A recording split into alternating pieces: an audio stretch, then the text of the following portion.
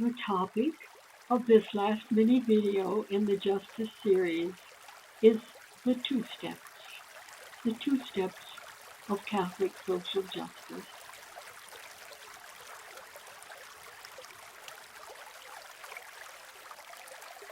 These two steps are first, direct service or charity to those in any way in need of justice or help.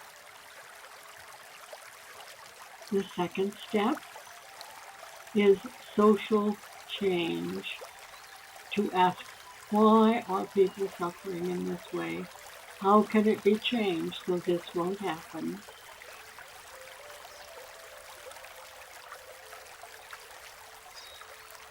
In the words of Saint Friedrich Ozanam, founder of the St. Vincent de Paul Society, it is not enough to send alms from a distance.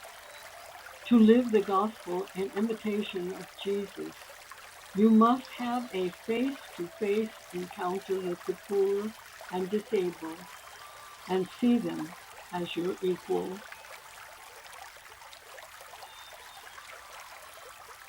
It was only when St. Francis of Assisi kissed the leper that he came to fully understand the gospel. Without those personal encounters, much of the gospel escapes us.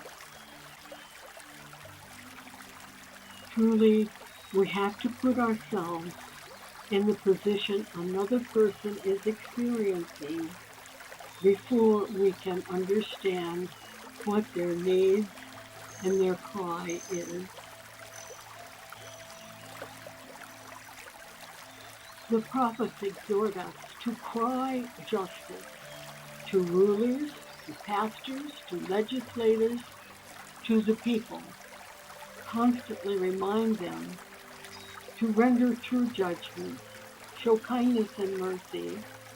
Do not oppress the widow, the fatherless, the migrant, or the poor, and do not devise evil or hatred against anyone in your own heart. Most recently, Pope Leo has asked us, if Christ shows us the face of a compassionate God, then to believe in him and be his disciples means allowing ourselves to be changed and to take on his same feelings.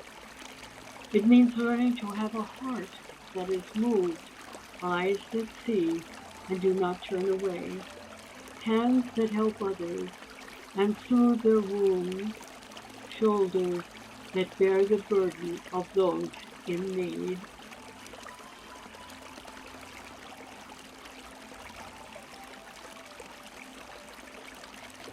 Lord, grant me the privilege to serve food to the homeless, to kiss the HIV patient, to walk with the migrant, to listen with an open heart to the story of the sexually different, to be a living witness of the gospel, to plead the cause of justice in whatever way I can, to be Christ to others.